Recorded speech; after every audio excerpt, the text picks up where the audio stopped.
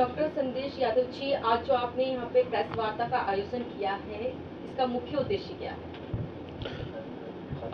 राष्ट्रीय लोक जनशक्ति पार्टी के राष्ट्रीय अध्यक्ष और भारत सरकार में केंद्रीय मंत्री श्री पशुपति कुमार पारस जी द्वारा मुझे राजस्थान प्रदेश के लिए चुनाव प्रभारी नियुक्त किया गया है।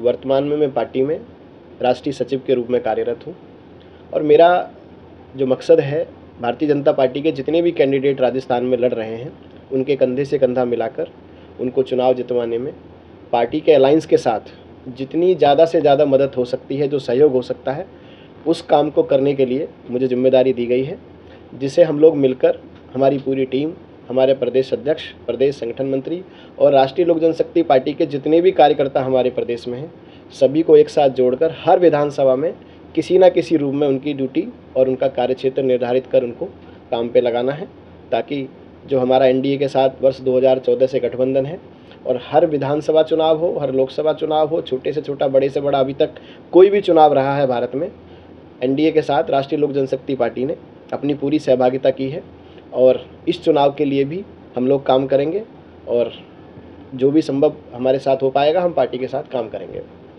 कितनी सीटों पर चुनाव आपकी पार्टी लड़ रही है, क्योंकि बीजेपी ने भी गठबंधन के साथ आपका काम चल रहा है? राजस्थान में जितनी भी सीट हैं सभी पर भाजपा के उम्मीदवार लड़ रहे हैं।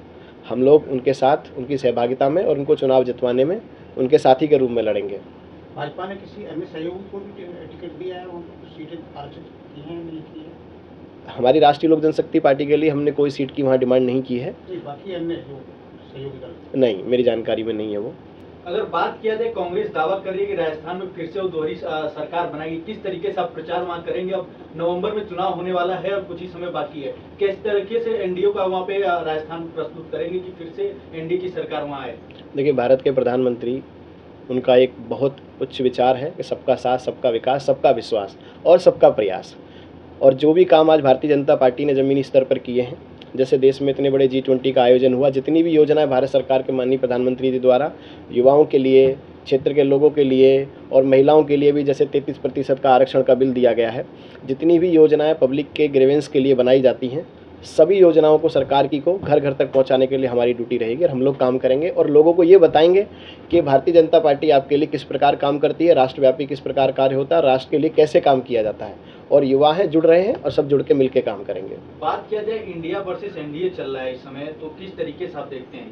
नहीं, उसमें देखने वाली कोई बात नहीं है। राजस्थान में भारतीय जनता पार्टी की सरकार बनेगी और वर्ष 2024 में माननीय मोदी जी पुनः प्रधानमंत्री बनेंगे। इंडिया गठबंधन अपना काम करेगा।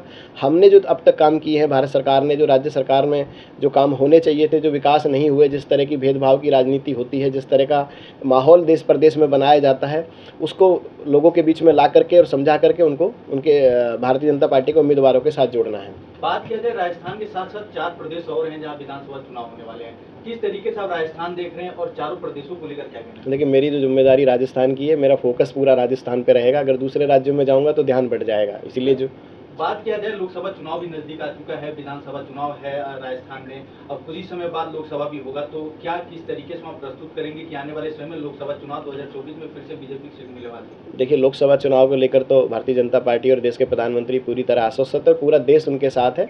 2024 में देश के प्रधानमंत्री नरेंद्र मोदी जी होंगे।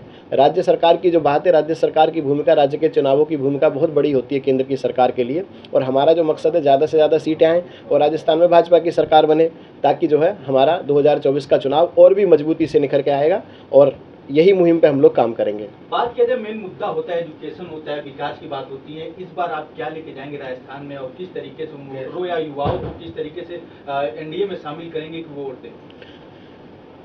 अभी भारत सरकार ने जितनी भी योजनाएं बनाई उनकी चर्चा तो हम ऑलरेडी राजस्थान में कर रहे हैं। उसके बाद जो पार्टी का मैनिफेस्टो बनेगा, जो पार्टी अपनी योजनाएं जारी करेगी, उन सारी योजनाओं को जब सब जन जन तक पहुंचाएंगे, उसके लिए जो भी पार्टी की नीतियां रहेंगी उसको प्रकार किया जाएगा। आपने कहा कि राजस्थान में विकास नहीं हुआ है, वो कौन से विकास है? विकास का क्या मापदंड है? आप कैसे कह सकते हैं कि वहाँ विकास नहीं हुआ है? अगर नहीं हुआ है तो वो कौन कौन से काम है जो नहीं हुए हैं? और आप वहाँ जा रहे हैं प्रभारी बन करके, तो बतौर प्रभारी आप कौन कौन से विकास को और कौन कौन से कामों को आगे बढ़ाने का काम? पहला कदम आपका क्या होगा? पहला कदम आपका क्या होगा? देखिए, जितने भी युवा हमारे साथी हैं, भारत सरकार की सारी योजनाओं को हम एक रोस्टर में ला रहे हैं, लोगों को बताएंगे कि पिछले 5 साल में क्या होना चाहिए था और क्या हुआ है और किस तरह की डेवलपमेंट राजस्थान को मिलनी चाहिए थी और क्या आगे मिलेगी, उन सारी योजनाओं का समावेश करके, उन सारी योजनाओं पे चर्चा करके हम लोग अपने काम करेंगे।